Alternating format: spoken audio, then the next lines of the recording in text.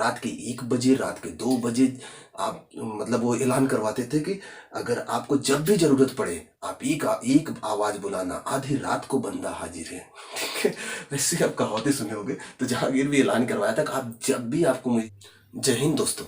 हम लोग पढ़ रहे थे अकबर को, मुगल काल में अकबर खत्म किए थे। आज जहांगीर का नंबर है, एक ऐसा ऐसा लड़का जो आशिक, अपने राज्य से ज्यादा अपने आशिकी के लिए जाना जाता है। यहाँ आपको 3 नाम दिख रहे होंगे, दरअसल तीनों नाम जो हैं अकबर के बच्चों के हैं, लेकिन ये तीनों के तीनों नंबर 1 पियक्कड़ थे। दारू शराब में एकदम मस्त रहते थे। ये भी दानियाल, मुराद और जहांगीर, ये दोनों शराब पी पी के मर गए। ये भी मर गया, ये भी मर गया, ये बच गया बेचारा। और इतना ज्यादा अय्याश था ये कि अपने राज्य प्रशासन में ये अपने अय्याशी और अपने पियक्कड़ स्वभाव के लिए ही जाना जाता है। इसकी एक बीवी इसके पीने के स्वभाव की वजह से मर जाती है। आज बात करेंगे इनके बारे में। क्या ये तो मर चुके हैं, इसके बारे में बात करेंगे, इसने शासन क्या किया, इनसे पेपर में क्वेश्चन क्या बनते हैं। हम कहानी के टाइप में समझेंगे, कहानी समझ में आया तो पेपर में कोई भी क्वेश्चन आएगा गड़बड़ नहीं होगा। देखिए, ये जब पैदा हुआ तो समय था 30 अगस्त 1569। याद होगा आपको, जहांगीर, अकबर और मरियम उज जमानी या फिर हरखा भाई या फिर जोधा भाई, भारमल की बेटी, आमेर के राजा, उन्हीं की बेटी थी। जब अकबर जा रहे थे सलीम चिश्ती की दरगाह पर तो वही मिले थे, रास्ते में शादी किए थे। तब ये बड़ी मिन्नतों के बाद शादी जब हुआ, उसके कई सालों बाद ये पैदा हुआ था, तो बहुत प्यार से, मतलब बहुत लाड़ प्यार से इसे पाला पोसा गया। तो ये लाड़ प्यार ने इसे बिगाड़ के रख दिया। होता है ना, बहुत बच्चे को बहुत ज्यादा लाड़ प्यार दो तो बिगड़ जाते हैं। ये एकदम से नालायक आवारा निकल गया। तो अब एक ही बच्चा था, ये दोनों मर चुके थे। तो अब जैसे 2-3 बच्चे होकर एक दो मर जाते हैं ना, तो माँ बाप का लगाव भी बढ़ जाता है। इससे लगाव बहुत बढ़ गया था, तो बहुत ज्यादा इसकी देख रेख करते थे, इसकी हिफाजत में दिन रात बिता देते थे। और ये एक नंबर का पियक्कड़ निकल गया। पियक्कड़ तो उस तक तो सही था, ठीक है भाई, पियक्कड़ निकले कोई बात नहीं, लेकिन हद तो तब हो गई जब अपने से दुगनी उम्र की लड़की से प्यार कर बैठा। अब ऐसे भी होता है, अपने से दुगनी उम्र की लड़की, एक इसकी महल में डांसर थी, उसी के चक्कर में पड़ गया। अब अकबर समझा रहा है लेकिन ये समझ में नहीं पा रहा है कि दारू पी के उसी के साथ मस्त रहता, वो भी डांस करती, ये भी डांस करता। तो इनकी पार्टी हमेशा चलती रहती थी। चलो ठीक है, कोई बात नहीं है, अगर मोहब्बत भी कर लिए तो कर लिए, लेकिन अपने से दुगनी उम्र, अच्छा चलो कर लिए कोई बात नहीं, दिल है आ ही जाता है, ठीक है। और जब दिल लगा हो परी से, सॉरी गधी से, तो परी क्या चीज है, ये भी सही है, कहावत सुने हो गया। तो अब चलो ठीक है, कर लिया तो कर लिया, लेकिन अब ये युवराज है, ये जहांगीर युवराज है। अगर अकबर राजा है तो ये युवराज होगा। अगर ये युवराज है तो दैनिक कार्यों में अकबर कोई काम कर रहा है अगर महल में, तो इसकी जरूरत पड़ती होगी ना, बार बार इसको खोजेंगे, जहांगीर कहाँ गया, युवराज को बुलाओ, युवराज को बुलाओ, ये काम करवाना, वो काम करवाना। पता चला युवराज गायब है, तो बुहिज तक भाई जाओ, जहांगीर को खोज के आओ। तो लोग जहांगीर जहांगीर करते करते घूमते रहते, तो कोई मिलता, भाई जहांगीर को देखा क्या तुमने? नहीं, जहांगीर को तो नहीं देखा। अगर जहांगीर को खोजना है तो इसने जिसके जिसके चक्कर में पड़ा हुआ है, दरअसल इसकी दुगनी उम्र की थी, एक लड़की थी, उसका नाम था अनारकली। अनारकली मतलब अनार की कली जैसी थी वो, एकदम सी खूबसूरत, ठीक है, इसीलिए तो उसके चक्कर में पड़ा था। तो बोलते भाई अनारकली को खोजो जहांगीर मिल जाएगा, अनारकली को खोजो जहांगीर मिल जाएगा। तो सिंपल सी बात है, लोग अनारकली खोजते थे, अनारकली मिल गया समझ लो जहांगीर मिल गया, इतना उसके चक्कर में पागल रहता था। तो अनारकली और जहांगीर बहुत मशहूर हो गए थे, दरअसल इनके महल की डांसर थी। आप अगर मूवी देखोगे मुगले आजम, तो उसमें इसके बारे में खूब बताया गया है कि कैसे कैसे उनका प्रेम परवान चढ़ता है। और हद तो तब आती है जब अकबर इसको निकाल देता है या फिर बाद में जिंदा चुनवा भी देता है, कहानी आगे हम बताएंगे। अभी समझिए कि जब ये एकदम से राजकाज के सारे काम भूल के इसी चक्कर में परेशान रहता था, तब अकबर एक दिन समझाता है, देख बेटा जहांगीर, भाई माँ बाप तो समझाएंगे ही, सिंपल सी बात है, तो इसको समझाए, देख बेटा जहांगीर, ये जो तू कर रहा है ना, इसमें कुछ नहीं मिलता है। जब अकबर को जरूरत पड़ती है और ये नहीं मिलता, तो लोग बोलते अनारकली को खोजो, वो मिलेगी तो ये मिल जाएगा। तो एक दिन अकबर इसको समझाता है, देख बेटा, इन सब में कुछ नहीं रखा है, ये सब बहुत गंदी चीज है, इसको जो करता है वो भी पछताता है, जो नहीं करता वो भी पछताता है। मैं तो खुद झेला हूँ, 2 साल मैं भी रहा हूँ पेटीकोट में, पेटीकोट शासन था ना इसका 60 से 62 तक, तो मैं खुद भी इसी में रहा हूँ, मैं बहुत पछताया हूँ, तो इस चक्कर में मत पड़। तो जहांगीर कहता, अच्छा आप करके पछता रहे हो, हम बिना करे पछताएं? ऐसा तो हो ही नहीं सकता, हम भी करके पछताएंगे। तो अब क्या कर सकता है, कोई लड़का जिद ही पकड़ ले तो भाई चलो ठीक है तुम भी करके पछताओ, क्या समस्या है। उसके बाद ये जहांगीर सुनता नहीं है और अकबर और जहांगीर अनारकली की मोहब्बत परवान चढ़ने लगती है। तो अकबर को एक ही बात समझ में आई, सॉरी अकबर कह दिया मैंने नहीं, जहांगीर और अकबर और अनारकली की मोहब्बत जब परवान चढ़ने लगती है तो अकबर को समझ में आया ये तो पूरा जहांगीर पूरी राजगद्दी इसी चक्कर में लुटा देगा। तो उसने एक प्लान बनाया इसको यहाँ से हटाने के लिए। जब अकबर को लग जाता है कि ये जहांगीर इस लड़की के चक्कर में पूरा राजपाट बर्बाद कर देगा, तो वो क्या करता है, इस अनारकली को एक दिन बहुत बेइज्जत करता है। अगर आप मूवी देखे होगे मुगले आजम, तो उसमें एक गाना है कि जब प्यार किया तो डरना क्या, प्यार किया कोई चोरी नहीं की, छुप छुप आहें भरना क्या, उसमें यही अनारकली ये गाना फिल्माया गया है। तो ये अकबर इसको एक दिन बेइज्जत करके निकाल देता है। हालांकि पूरे मुगले आजम केवल इन्हीं दोनों की कहानी पर बना हुआ है। अगर आप देखोगे, पुरानी मूवी है, देखोगे तो बहुत अच्छी मूवी है, देखोगे तो बहुत सारा कहानी समझ में आ जाएगा। तो इसको निकाल देता है। उसके बाद ये फारस चली जाती है। फारस आपको इधर मिलेगा, यहाँ के क्षेत्र में, यहाँ चली जाती है और एक कुएं में कूद के मर जाती है। चलो मर गई, अकबर सुना खुश हो गया, लेकिन ये बेचारा दुखी था और ये युवराज था, कुछ कर भी नहीं सकता था क्योंकि राजा अकबर थे। लेकिन अंदर ही अंदर कसम तो खाया था कि इससे शादी करेंगे। लेकिन जब सुना कि ये मर गई है तो बहुत दुखी हुआ, अंदर से बहुत दुखी हुआ। और इतना गाढ़ा प्रेम था अनारकली से इसको कि उसकी पूर्ति करने के लिए कुल जहांगीर ने कुल 27 शादियां की, 27 शादियां की, लेकिन उसकी पूर्ति कोई नहीं कर पाया। समझ, पहला प्यार ही होता है, आप भी जानते हो, ये मूवियों में आप सुने होंगे, डायलॉग सुने होंगे, जो पहला प्यार होता है उसका जगह कोई नहीं ले पाता। बस समझ लो जबरदस्त प्यार था। कुल 27 शादियां किया जहांगीर ने इसके चक्कर में और इसकी पूर्ति कोई नहीं करवाया। और 1615 में, सॉरी 1605 में राजा बनता है। देखो यहाँ समझ के 1605 1627 का शासनकाल है।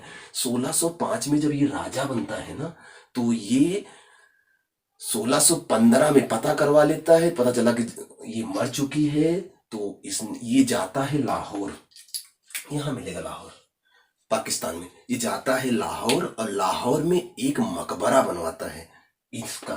इसका मकबरा बनवाता है और मकबरे पे लिखवाता है कि या खुदा, अगर मैं अपनी प्रेयसी का दर्शन, दीदार समझते ना, दीदार एक बार भी कर पाता तो कयामत के दिन तक तुमको धन्यवाद देता। मतलब कि इतना जबरदस्त, इतना गहरा प्रेम था। लेकिन करे क्या, बेचारी मर चुकी है। इस मतलब कि इसका लाहौर में इसका मकबरा इसने बनवा दिया। ठीक है, कब बनवाया, 1615 में, जब ये खुद मुख्तार हुआ, मतलब खुद जब शासक बना तब ये करता है। ठीक है, इसके पहले कर ही नहीं सकता था, राजा था। हालांकि उसके बाद इसको याद आई तो बाद में इसने करवाया। इसके बीच में 27 शादियां किया, लेकिन जहांगीर, सॉरी, अनारकली की जगह कोई नहीं ले पाया। दूसरी बात, इसने पहली जो शादी की थी वो थी मानबाई आमेर की थी। आमेर से ही जोधा भी आई थी, याद होगा आपको, जो अकबर से शादी की थी। तो आमेर से थी मानबाई, और मानबाई इसके पियक्कड़ स्वभाव से इतना नाराज थी कि इसने आत्महत्या कर ली। बोली कि या तो दारू या तो मैं। इसने एक दिन इनको कसम दे दी जहांगीर को, दारू मत पिया करो। तो बोला पियेंगे, मैं तो बचपन से पीता आया हूँ, मेरे पापा नहीं रोके, तुम कौन होते रोकने वाले। तो ये बोली, एक दिन कसम दे दी। औरतें तो इमोशनल ब्लैकमेल करती हैं, इसने कसम दिया या तो दारू या तो मैं। जहांगीर बोला ऐसा तुम निकलो यहाँ से, दारू नहीं छोड़ूंगा मैं। मतलब ये इसके पीने के स्वभाव से ही ये आत्महत्या कर लेती है। बात करें जोधाबाई, इसको प्यार से जोधाबाई कहता, जोधा दे नाम था। ये जोधपुर से थी, राजस्थान। ये मुगल राजस्थान ही देख रखे थे। ठीक है, तो जोधा दे या जोधाबाई के नाम से ये जानी जाती है, जोधपुर से थी। दूसरी शादी इसने इनसे किया था। तो ऐसे ही इसने 27 शादी की। एक रखेल भी रखा था, ठीक है, ध्यान रखना, एक रखेल भी था इनके पास। ये पूछा जाता है कि मुगलों में के पास एक रखेल थी, तो इनके पास थी। हालांकि रखेल तो सब रखते थे, लेकिन इनकी वाली ज्यादा चर्चा में रहती थी, इसलिए। हालांकि जहांगीर ने 27 शादियां तो कर ली थी, लेकिन सब मुख्य रानी नहीं बन पाई। ये चार मुख्य रानियां हैं, इनके बारे में पता करते हैं। मतलब कि इनसे जो बच्चे हुए हैं वही आगे चलकर प्रशासन में हिस्सेदारी दिखाएंगे। तो जैसे कि उसने जो मानबाई से शादी की थी, पहली शादी किया था मानबाई से, तो उनसे खुसरो पैदा हुआ था। ठीक है, पहली शादी हुई है मानबाई, आमेर, अभी मैंने बताया था। दूसरी जो थी जगत गोसाई, जगत देव या फिर जगत गोसाई के नाम जानी जाती थी, जो कि जोधपुर से थी, मैंने आपको बताया भी।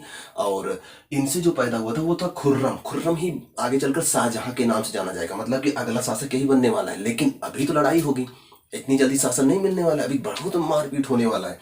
और तीसरा जो रुखसाना था, रुखसाना को माना जाता था कि रखेल थी, रसे रखेल रसे रुखसाना, याद रखना रखना रखना याद रखना, रुखसाना को रखेल थी और उनसे पैदा हुआ शहरयार। ओके। और एक थी सलमा, सलमा से परवेज। तो ये चार मुख्य रानियां थी, 3 से 4 बच्चे भी थे मुख्य मुख्य। और ध्यान रखना, ये चारों बच्चे, चारों रानियां थी, शासन चल रहा था आराम से।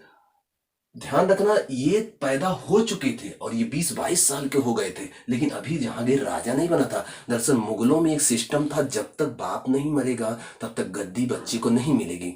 मतलब अगर बच्चे को गद्दी चाहिए तो बाप मर जाए, तब उसे बोलते थे चगताई परंपरा। चगताई परंपरा इसे बोलते हैं कि चगताई परंपरा ये है कि जब तक बाप जिंदा है तब तक कोई गद्दी पे नहीं बैठेगा, गद्दी पे तभी बैठेंगे जब बाप मर जाएगा, तब बेटे को गद्दी मिल जाती थी। ये था चगताई परंपरा। चगताई परंपरा के हिसाब से गद्दी अभी किसी को नहीं मिली थी, क्योंकि अभी तक अकबर था, अकबर बुढ़ा हो गया था, मर ही नहीं रहा था। दिन रात ये लोग पढ़ रहे हैं, दुआ कर रहे हैं, या भगवान इसको उठा लो, हम गद्दी पे बैठे। आखिर एक दिन जहांगीर की आवाज ईश्वर ने सुन ली। 1605 में अतिसार बीमारी से पीड़ित होकर, पेचिश से पीड़ित होकर, उसका खाता पचता ही नहीं था, आखिर मतलब कुछ खाता पचता ही नहीं था, अकबर मर जाता है। 1605 में जैसे अकबर मर जाता है, अंदर से जहांगीर खुश, चलो अब तो गद्दी मिली। और जहांगीर के राज्याभिषेक की तैयारियां 1605 में चल रहा था, 1605 के लास्ट तक चल रहा था। अचानक से गद्दी पे नहीं बैठेगा। अब गद्दी जो तैयारियां चल रहा था, तो ये जो खुसरो था, ये जहांगीर का बड़ा बेटा खुसरो, ये लगभग 22-25 साल का था। अब ध्यान समझिए कहानी, ये 22-25 साल का है, अगर 25 साल मान के चले औसत। और ये अकबर ने लगभग 50 साल शासन, 48-49 साल शासन किया। तो अगर 50 साल शासन माने, तो 50 साल के शासन के बाद जहांगीर को गद्दी मिली है। जहांगीर भी 69 में पैदा हुआ था। 69, 1, 70, 30, 100, 5, मतलब कि 36 साल की उम्र में जहांगीर को गद्दी मिलने जा रही है। और जब जहांगीर 36 साल का है, ऐसे में ये 22 या 25 साल के आसपास का था खुसरो। तो खुसरो एक आंकड़ा लगाया कि इतने दिन बाद तो दादा मरे, तो अब्बा को गद्दी मिलने जा रही है। अगर ये 50 साल शासन कर गए जहांगीर, तो इसका मतलब क्या है, मुझे 50 साल वेट करना पड़ेगा। और आज मैं 22 या 23 साल का हूँ, 50 साल तक रुकूंगा तो मतलब मैं 73 का हो जाऊंगा। राजा बन के करूंगा क्या? 73 साल की उम्र में बुढ़ा हो जाऊंगा, चल भी नहीं पाऊंगा। वो बोला ना ना ना, ये गलत है, जाने दो। अब दादा के बाद डायरेक्ट मुझे गद्दी मिलनी चाहिए। उसने अपने पापा को बोला, ऐसा है अब्बा जी, अब रहने दीजिए, आप बहुत हो गया, मुझे राजा बनने दीजिए। और जहांगीर बोला, ये देखो इतने दिन से मैं टेंशन में था कि मुझे गद्दी मिलेगी, मुझे गद्दी, इंतजार करते करते मैं गद्दी के चक्कर में आया, तो ये आ गया कि नहीं मुझे गद्दी चाहिए।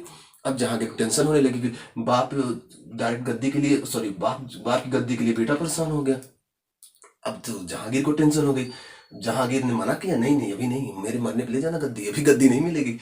तो खुसरो बोला, ऐसा है, मरने पे गद्दी चाहिए तो मिलेगी, तो ठीक है, तो मर जाओ आप। तो निकाला तलवार, शुरू हो गई। तो इस खुसरो ने जहांगीर के खिलाफ विद्रोह कर दिया। क्यों? क्योंकि मुझे गद्दी चाहिए।